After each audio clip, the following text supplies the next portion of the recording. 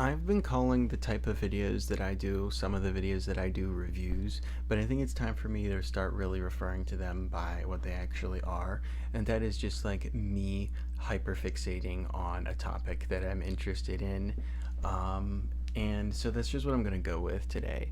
I do have some like scripts and outlines for like actual like structured reviews in the works right now, but I'm not gonna finish those like anytime soon. Well, I will have them finished soon-ish, but I wanted to put an upload today because I set a goal of trying to upload once a month, every month this year, and I owe myself some videos. So, in order to get one out, I'm just gonna hyperfixate on a thing that I'm really interested in lately, and that is the Jurassic Park novels.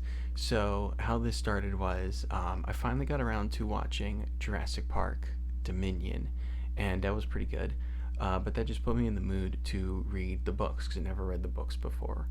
And oh my god, I slept on these for way too long, like 30 years too long, I guess. Because, like, Jurassic Park 1 is literally one of my favorite movies ever in the entire world.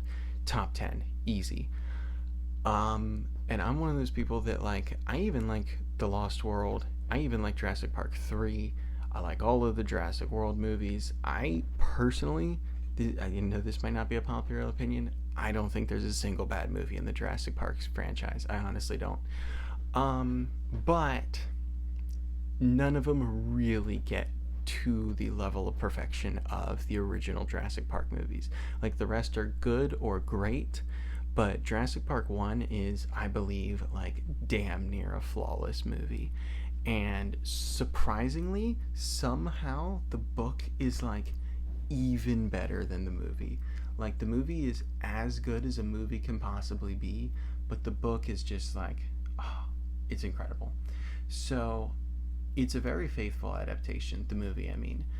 It's like, it does change some things, but it only changes things that are, like, I would say absolutely necessary to go from like book to movie.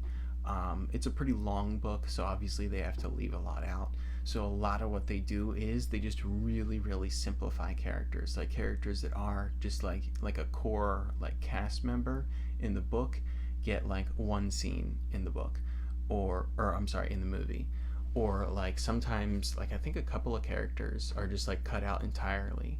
Um, like the lawyer character, I think his name's Robert Gennaro. He's sort of like two characters combined into one in the movie, whereas in the book there's two whole separate people that fill that role, and they're actually like fairly different people. Um, but yeah, the book is, I would say, it's more of a horror experience than the movie. Like, obviously Jurassic Park is like kind of a horror movie, call it like an action horror, I guess, but it's definitely more of a adventure movie than like a straight up like slasher, whereas the book, there's a lot more focus on the fear aspect of it, people being stalked by the dinosaurs, just the absolute gore. When people get killed in the books, it is brutal. Like, there's a lot of detail about what it feels like, what it like would look like. Lots of blood, lots of guts. Not for the faint of heart at all. But if you like that sort of thing, then this book is definitely for you. But the biggest difference, I think, is definitely the characters. John Hammond, for instance, is wildly different, and I don't know. I can't tell which version of Hammond I like better.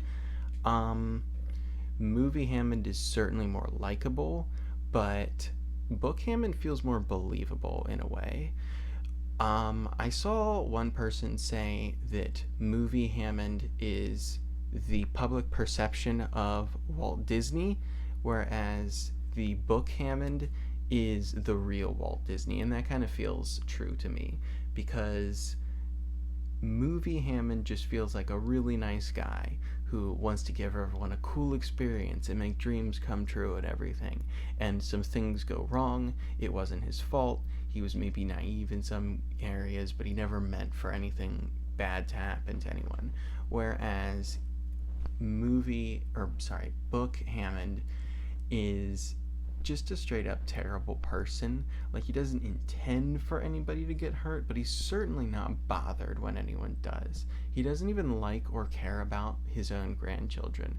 Like, they're in danger and they're like trying to hide from the dinosaurs, and he literally just could not give less of a crap what happens to him. He's just like annoyed that they're there, as a matter of fact, and he has like no like interest in ensuring their safety. He is a guy who wants money and he wants to forward his own reputation. He wants to leave behind a legacy. It's all about his pride.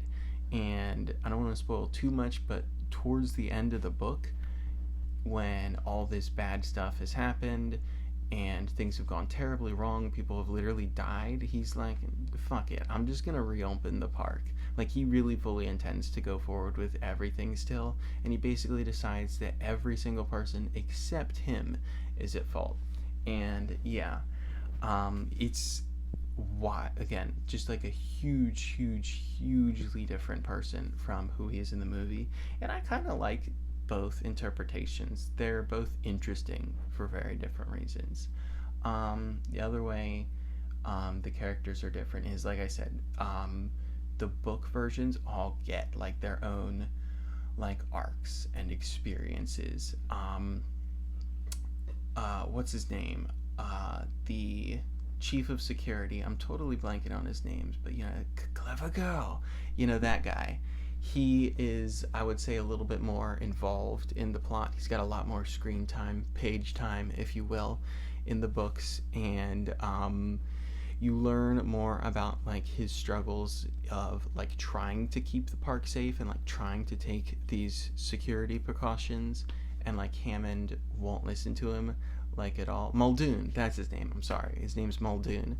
But yeah, Muldoon had all these things, like he really wanted there to be guns on the island, like obviously, but Hammond doesn't want any of the dinosaurs killed, not even if it's like a safety thing, not even if like a carnivore breaks out. He just like, dinosaurs are expensive to make, so he absolutely positively was not willing to sacrifice a single dinosaur, even if that meant that that dinosaur posed a threat to human life. He just wouldn't let there be any guns whatsoever. The most they could have was tranquilizers, and eventually, because Muldoon insisted so much, he said they needed rocket launchers to deal with the T-Rex should things really go wrong. And Hammond said, alright, fine, we can have rocket launchers in like a worst case scenario, but he ended up only ordering one. So there's the one rocket launcher, and then there's tranquilizer guns, and that's all they have to defend themselves with on the island. And yeah, like it really like shows, like in the movie you can kind of be left wondering like, oh, why isn't there more security measures? Like, why aren't there more safety precautions? It's like, you know, Muldoon tried to institute more stuff like that, and Hammond just straight up wouldn't let him because he's a greedy, money-obsessed bastard. Henry Wu, the scientist that actually like created the dinosaurs, is a wildly interesting character in the book. You really get a sense of like who he is as a person, and like I would say in the movies, Henry Wu is in a way kind of a villain. Like, I guess he doesn't have much characterization at all in the first movie, because like he's just basically like a cameo, I guess. But in later movies, I would say he's more of a villain. But in the book, you know, he meant well. He just wanted to like forward, you know, science. He just wanted to like discover things. He just wanted to like make interesting creations. He's a good guy, and he really thought that he was doing things safely. And when it turns out that wasn't the case, he really does try to like take responsibility for it and like do his part to like fix the situation. So yeah, he really like, he definitely was a character that I thought was, I don't want to say done dirty by the movie, because again, there just isn't time in a 2-hour movie to flesh out everything the way you would want to when you're adapting a book, but he's definitely far more interesting than the movie lets on. Gennaro, the lawyer, on the other hand, was by far, I wouldn't say my favorite character. My favorite character is definitely Ian Malcolm, both in the book and in the movie, but he was the most surprising character to me, because, mind you, like I said, he's basically two separate people in the movies. In the books, there was another character, Ed Regis, and he was actually the one who was supposed to be in charge of the children, supposed to like escort them around the island and then keep them safe later on when stuff started hitting the fan. And he was the one who abandoned them when the T-Rex started attacking. And yeah, Gennaro, he wasn't with the kids basically. And Gennaro is like in a lot of ways very similar to his movie counterpart, but he's far less cowardly. He still is like, he's not the main character, you know. He's not Alan Grant. He wants to do the right thing and he wants to contribute towards fixing the situation, but he's just not built like the rest of the people who are like trying to fix the situation. um Almost think like Eugene from The Walking Dead. You know, like he means well, but he is just not cut out for this in the same way that some of the other main characters are. But when push comes to shove, he will like step up and do the right thing. He just kind of has to be nagged a little bit. So yeah, I really liked his like arc because he kind of felt like almost more relatable. Because like characters like, you know, Alan Grant and Ellie Sattler, they're just like badasses. They pretty much know exactly what to do. They're awesome, but it's hard to relate to that. Whereas Gennaro is just this like regular dude who's like scared shitless, and he's trying his best though, you know. And that's kind of like, you know, I would like to think that that's how most of us would be. Um, Another character that I found really interesting, that was a little bit different, not really, I guess, is Ellie Sattler, who, like, even though she was a main character in the movie, again, it's a book and it's so much longer, you just get more time to, like, learn about, like, how intelligent she is, how, like, incredibly adaptable she is. Like, in the, like, I would say, like, the last quarter of the book, she almost kind of takes center stage more than Grant to an extent. I guess it's more like a 50-50 thing, but yeah, Ellie is absolutely awesome. You get to see her like dealing with the fact that like she's disrespected in certain ways because she's a woman, and she just sort of laughs it off in these like sarcastic ways. It's very funny at times. She is like wildly brave, like, and she obviously, you know that from the movie because you get the internal monologue in the book. Though you really get the sense of like she was like all but born for this. Like they talk about how she's thrilled by all of this. Like she just has like a survivor's sense to her. Like she knows what to do. She's good at this kind of thing. Ellie Sattler is awesome in the movies, but she is somehow even cooler in the books. Now, I've been talking about the first book a lot. I blew through that book in 3 days. I just like absolutely devoured it. I know some people might read books quicker than that, but I'm kind of a slow reader in some ways. It depends on my mood, but for me, 3 days is really quick. The Lost World, I started it. I'm maybe halfway through it.